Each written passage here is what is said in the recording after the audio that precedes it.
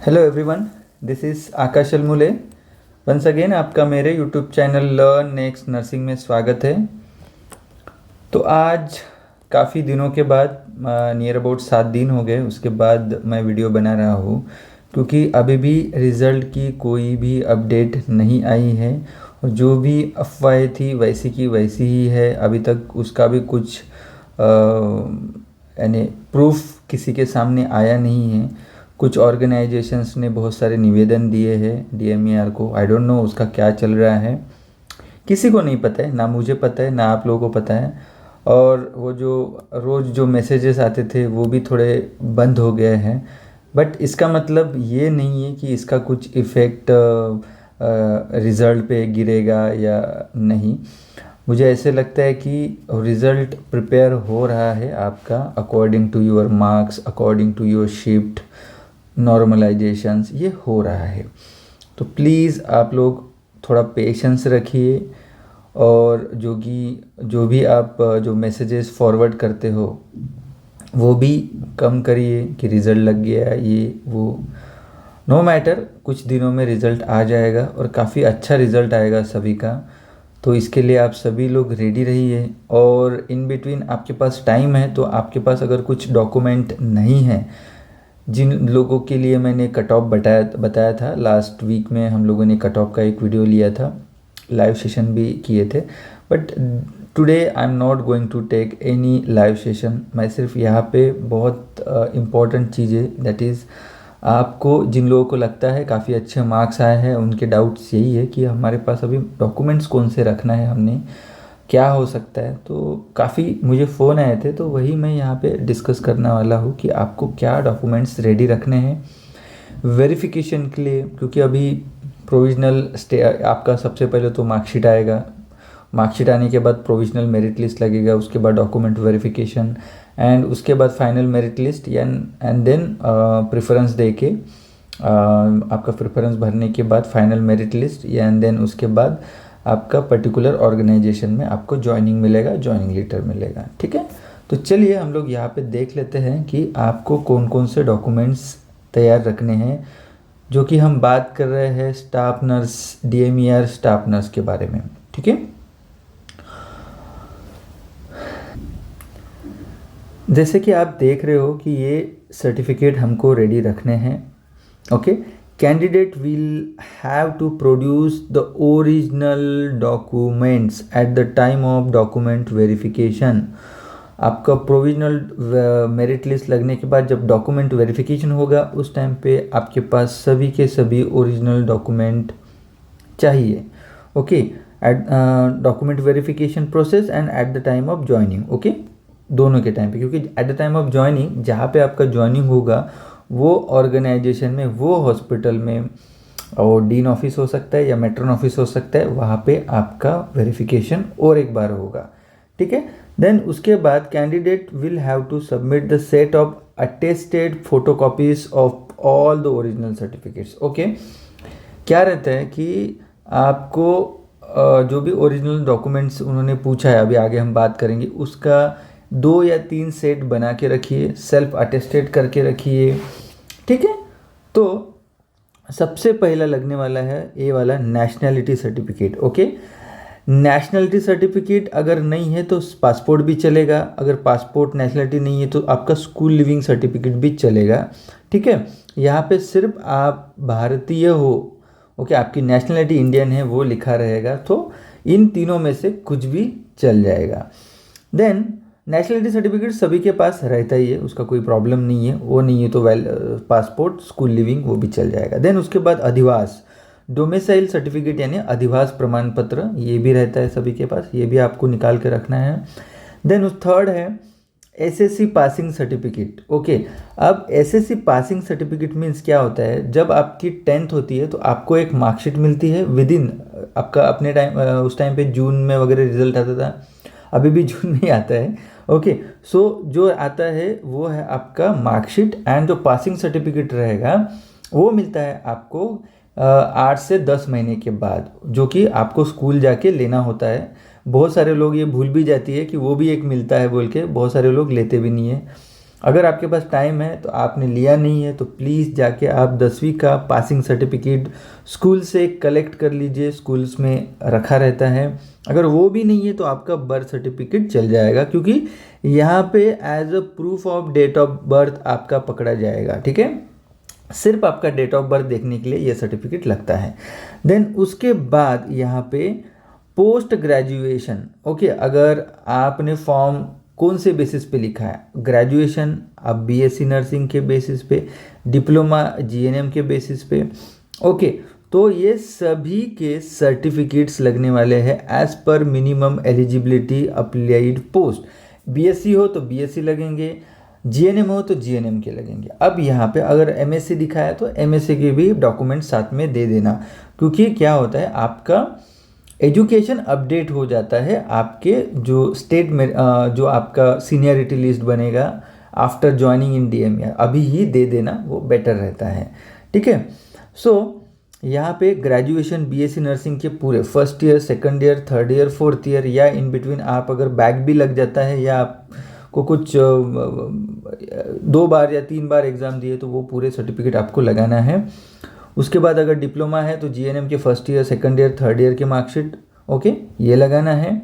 उसके बाद उसका डिप्लोमा रहेगा तो वो भी देना पड़ेगा, ओके। इधर ग्रेजुएशन है तो डिग्री भी देना पड़ेगा, ओके, पासिंग सर्टिफिकेट भी देना पड़ेगा। देन 12th का भी आपका मार्कशीट और आपका पासिंग सर्टिफिकेट, देन 10वीं का भी same marksheet and passing certificate ये देना पड़ेगा।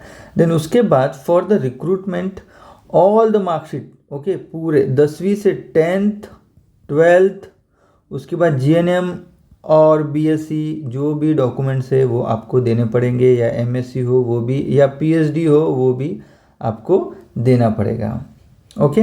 देन उसके बाद registration certificate, okay, registration means क्या होता है, लाइसेंस सर्टिफिकेट।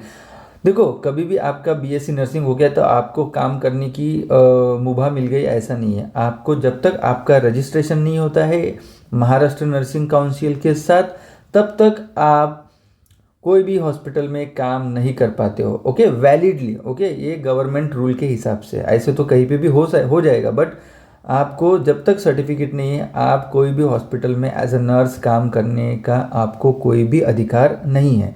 सो जो भी रजिस्ट्रेशन सर्टिफिकेट रहेगा वो आपको देना पड़ेगा, वो भी रिन्यू हुआ वाला। अगर आप बहुत पहले के पास आउट हो तो 2022 में हम लोगों ने सभी ने रिन्यू किया है। रिन्यू की करने वाली जो स्लिप रहती वो आपके रजिस्ट्रेशन सर्टिफिकेट के पीछे पे चिपकानी पड़ती है बार बार। अभी 22 में हो गया, अभी 27 में, हर 5 साल के बाद वो रिन्यू करते रहना पड़ता है। देन उसके बाद receipt with recent renewal date of respective council, समझ में आ गया। सो महाराष्ट्र काउंसिल की जो रिन्यू किया गया वो भी रिसिप्ट आपको देना पड़ेगा साथ में, okay. Then medical fitness certificate अब एनेक्सर एफ में है, मैं आप आगे दिखा दूंगा। तो वो मेडिकल फिटनेस सर्टिफिकेट यही जो है ना हमारा जो एडवर्टाइजमेंट या प्रॉस्पेक्टस, इसमें ही एनेक्सर एफ में मेडिकल फिटनेस का सर्टिफिकेट है, वो आपके भर के eight the time of verification देना है, ओके। ये हो गया eight the time of verification देने वाली बात, ओके। जब वहाँ पे ज्वाइन हो जाते हो तो वो ऑर्गेनाइजेशन भी आपका सिविल सर्जन के ऑफिस से मेडिकल फिटनेस करवाता है, ओके। एंड वो होने के बाद ही आपको पर्टिकुलरली आप पक्के वहाँ के एम्प्लॉय हो जाते हो, ऐसा आपको समझ सकते हो। अगर वो मेडिकल फिटनेस में सिविल सर्जन जो करता है वहाँ पे भी अगर आप कहीं पे भी, मोस्टली कलर ब्लाइंडनेस के प्रॉब्लम लड़कों को आते हैं या कोई अदर कुछ प्रॉब्लम्स हो सकते हैं, इसमें अगर अनफिट हो जाते हो तो आपको जॉब से ये भी करते हैं, वो टर्मिनेट भी करते हैं। तो काइंडली आप पहले ही चेक कर लेना आपको कुछ प्रॉब्लम है क्या। Colour blind, mostly colour blindness ये सबसे बड़ा प्रॉब्लम रहता है और कुछ उतना ये नहीं रहता है, ठीक है। देन उसके बाद है कॉन्स्टिट्यूशनल रिजर्वेशन, ओके। अगर कॉन्स्टिट्यूशनल रिजर्वेशन आप अप्लाई कर रहे हो कोई कैटेगरी से हो तो आपको कास्ट सर्टिफिकेट देना पड़ेगा। ओपन के लिए कोई सर्टिफिकेट देने की ज़रूरत नहीं है ओपन के लिए, ठीक है। ओपन यानी जनरल कैटेगरी के जो है वो, ठीक है। सो कास्ट सर्टिफिकेट आपको देना पड़ेगा यहाँ पे, ओके। अब किसी किसी के मन में ये भी आता है कि सर मुझे तो 160 मार्क्स मिले तो मेरा तो ओपन से सिलेक्शन हो जाएगा तो मुझे सर्टिफिकेट देने की ज़रूरत नहीं है। लेकिन बेटा आपका सिलेक्शन जनरल से भी हो रहा आहे, लेकिन आपका जातीचा जो प्रवर्ग राहतो तो तुमचा असतो ना, त्यामुळं तुम्हाला तुमच्या कॅटेगरीचे सर्टिफिकेट द्याल तर पुढे जाऊन भविष्यात तुमच्या प्रमोशनसाठी तुम्हाला ते फायदेशीर ठरू शकतं.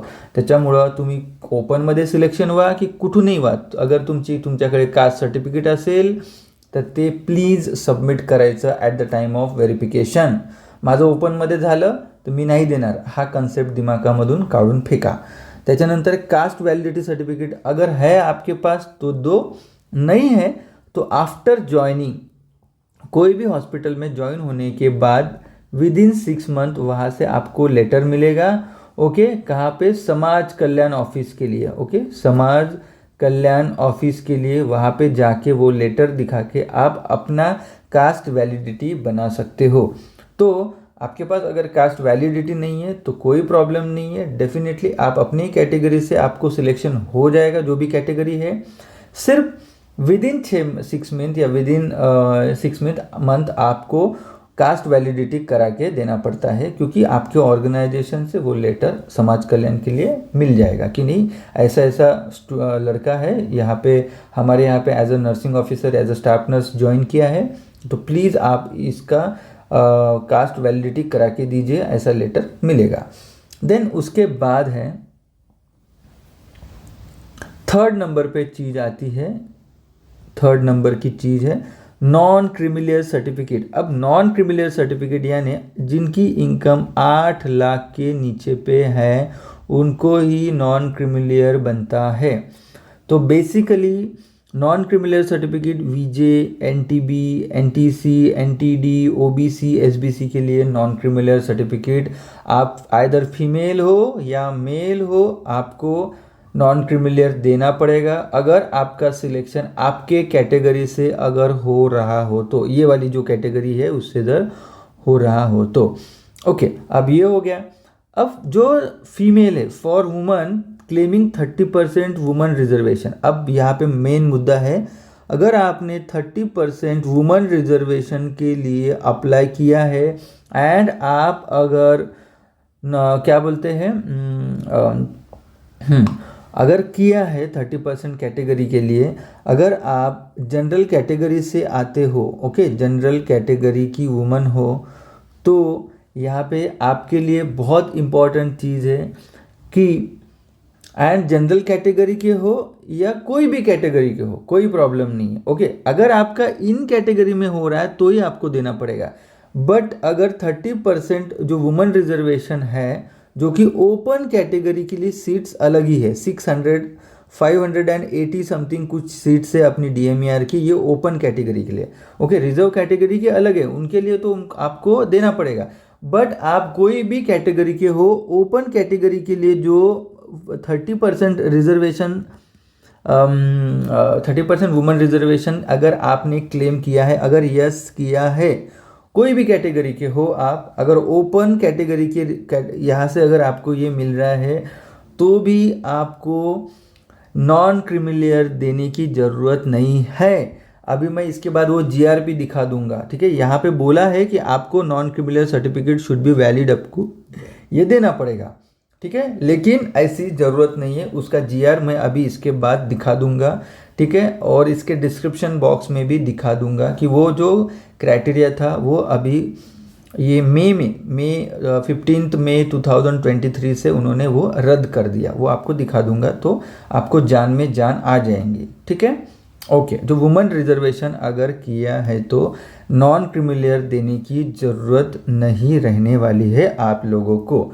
ठीक है, देन दोज EWS कैटेगरी से कर रहे हो तो आपके पास EWS सर्टिफिकेट होने को होना.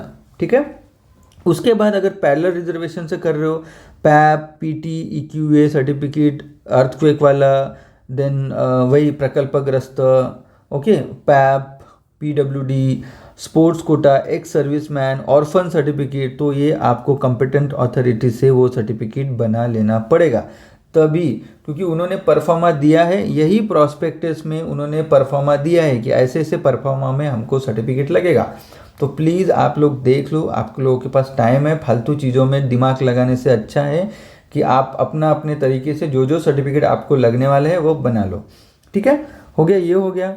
देन उसके बाद certificate of ward of farmer who committed suicide. Okay, जो फार्मर थे उन्होंने कमिट किया सुसाइड, ऐसे बच्चों का अगर बच्चे अगर नर्सिंग की एग्ज़ाम दिए हैं या कोई और एग्ज़ाम दिए हैं तो आपको वो सर्टिफिकेट बनाना पड़ेगा। Then for in service candidate no objection certificate. Okay, अब ऐसे कुछ बंदे हैं कि जो इन सर्विस कैंडिडेट्स है, जहाँ पे हो सकता है कोई पीयूसी में या कहीं पे और काम कर रहे हैं, तो उनको एनओसी देना पड़ेगा अगर आप डीएमईआर के लिए वेरिफिकेशन के लिए जा रहे हो तो।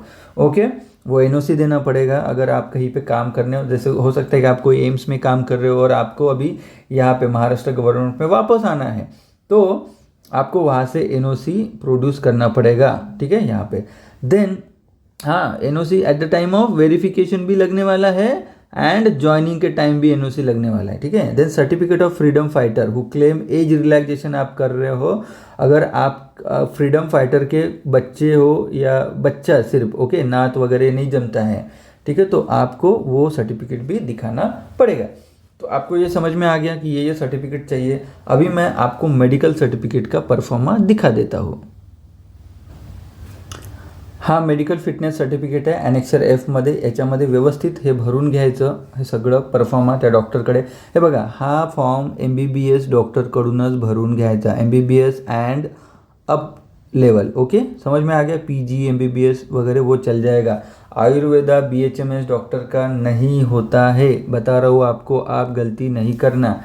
ठीक है, यहाँ पे फिर वो डॉक्टर का क्या चाहिए, स्टैम्प भी चाहिए, सिग्नेचर भी चाहिए। ओके, उनका सिग्नेचर चाहिए, उनका नाम, रजिस्ट्रेशन नंबर एंड उनका स्टैम्प। ठीक है, यहाँ पे एड्रेस उनका रजिस्टर्ड प्रैक्टिशनर का ही शुड बी MBBS का ही चलना चाहिए।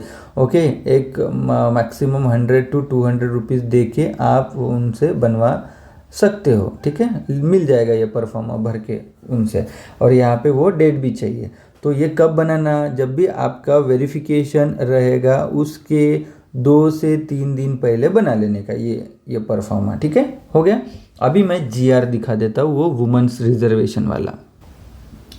हे बघा, जसं की तुम्हाला स्क्रीनवर दिसतंय की खुल्या प्रवर्गातील महिलाकरिता आरक्षित असलेल्या पदावरील निवडीकरिता खुल्या प्रवर्गातील महिला तसेच सर्व मागास प्रवर्गातील महिलांनी नॉन क्रिमिलियर प्रमाणपत्र सादर करण्याची अट रद्द करण्याबाबत कुणाचा, महाराष्ट्र शासन महिला आणि बाल विकास विभाग याच्या मार्फत शासन क्रमांक तुम्हाला दिसत आहे, दिनांक 4 मे 2023 रोजी हा GR आलेला आहे, गव्हर्नमेंट रिझॉल्युशन आलेलं आहे। तुम्हाला डिस्क्रिप्शन बॉक्समध्ये हा GR मी टाकून देणार। ठीक आहे, त्याच्यातून तुम्ही डाउनलोड करू शकता। ठीक आहे, काय लिहिलेलं आहे याच्यामध्ये बघा, हा खूप मोठा एक आहे, व्यवस्थित वाचू शकता तुम्ही वाचायचं असेल तर। हे बघा, शासन निर्णय याच्यामध्ये लिहिलेला आहे की खुल्या प्रवर्गातील महिलाकरिता आरक्षित असलेल्या पदावरील निवडीकरिता खुल्या प्रवर्गातील महिला व तसेच मागास प्रवर्गातील महिलांनी नॉन क्रिमिलियर प्रमाणपत्र सादर करण्याची अट माननीय मंत्रिमंडळाच्या मान्यतेने या शासन निर्णयाद्वारे रद्द करण्यात येत आहे, लक्षात ठेवा। आणि याच्यात हे सुद्धा म्हटलेलं आहे, शासकीय, निमशासकीय व शासन अनुदानित संस्थातील सेवामध्ये भारतीय महिलांसाठी 30% जागा आरक्षित ठेवण्याबाबत शासन निर्णय 25/5/2001 रोजी निर्गमित करण्यात आला आहे। या शासन निर्णयामधील खालील तरतुदी रद्द करण्यात येत आहे। त्यांनी ह्या नियमानुसार ह्या काही तरतुदी केलेल्या होत्या की महिला वर्गासाठी नॉन क्रिमिलियर प्रमाणपत्र द्यायचं, आता हे रद्द करण्यात येत आहे। कळलं का, पुढे बघा। ठीक आहे, इथे सुद्धा तुम्ही दिसत आहे की खुल्या प्रवर्गातील मागास आरक्षित पदावर नियुक्ती झाल्यात प्रमाणपत्र व त्याची तपासणीमधील अशा महिला उमेदवार खुल्या विहित केलेले प्रमाणपत्र आवश्यकता आता राहणार नाही। ओके, असं यांनी नमूद केलेलं आहे याच्यामध्ये। ठीक आहे, त्याच्यानंतर त्यांनी याच्यामध्ये बघा, याच्यात हे सुद्धा म्हटलेलं आहे की ज्यांना प्रॉब्लेम आहे, खुल्या प्रवर्गातील गटातील महिला आरक्षित असलेल्या पदावरील निवडीकरिता नॉन क्रिमिलियर प्रमाणपत्र सादर करण्याची अट रद्द करण्यात आली असल्याने शासन निर्णय 15/12/2017 व शासन निर्णय 11/1/19 या शासन निर्णयाद्वारे निरसित करण्यात येत आहे। म्हणजे हा सुद्धा GR त्यांनी रद्द केला, हा सुद्धा जी आर रद्द केला, कारण आता याची गरज नाही आहे. ओके, कळलं का?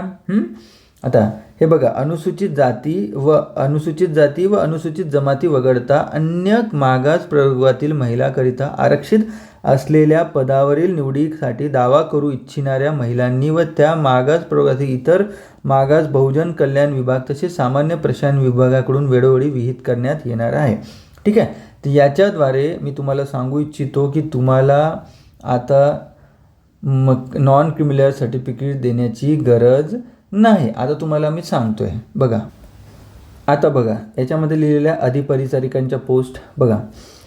खुला, हे खुला इथं दिसून राहिलं तुम्हाला. ओके, आणि हा महिला.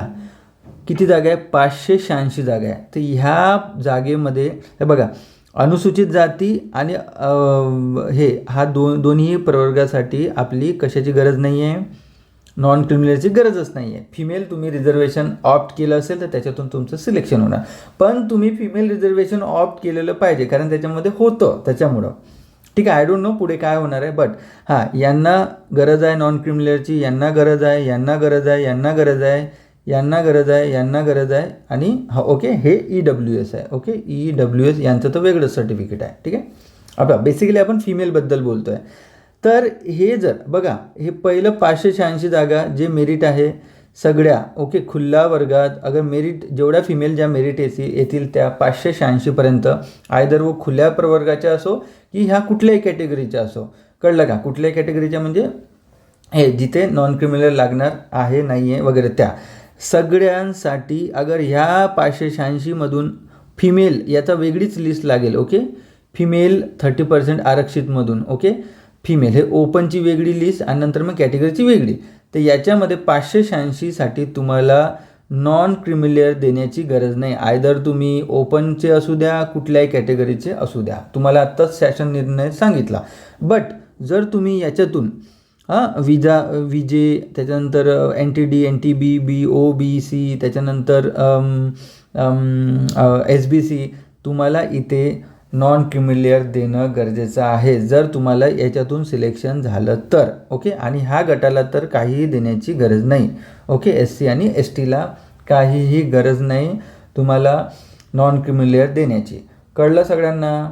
ओके, तर हे महिलांसाठी 30% वाल्यांसाठीच मी सांगत आहे, जेणेकरून तुमचे डाऊट थोडेसे क्लिअर झाले पाहिजे. शासन निर्णय निघालेला आहे 4 मे 2023चा. सगळ्यांनी डाउनलोड करून ठेवा. तुम्हाला जर कोणी बोलले तर तुम्ही ते दाखवू शकता. व्यवस्थित शब्द न शब्द मी वाचूनच तुम्हाला सांगत आहे. कळलं का तुम्हाला? Okay, so this is for today's. Okay, याच्यानंतर मी असेच चांगले व्हिडिओ घेऊन येणार, तर प्लीज तुम्ही आवर्जून सगळे व्हिडिओ बघा. माझ्या व्हिडिओला लाईक करा, माझ्या चॅनलला सबस्क्राईब करा, बेल आयकॉनला दाबा. तुम्ही बेल आयकॉन नाही दाबाल तर जे पण नवीन व्हिडिओ बनवणार ते तुम्हाला बघता येणार नाही, म्हणजे नोटिफिकेशन तुम्हाला मिळणार नाही. ओके ओके, आणि प्लीज खोट्या अफवांवर लक्ष देऊ नका. लवकरात लवकर सगळे डॉक्युमेंट मिळवून घ्या, रेडी राहा व्हेरिफिकेशनसाठी. आणि पुढे DHSसुद्धा येणार आहे, असं तुम्ही प्रत्येक ग्रुपवर बघितलेलंच आहे. जवळपास 1500 वॅकन्सी येण्याचे अनुमान आहे अख्ख्या महाराष्ट्रामध्ये. ओके, चला मग लवकरच भेटूया पुन्हा एकदा नवीन सेशनमध्ये. तोपर्यंत जय हिंद.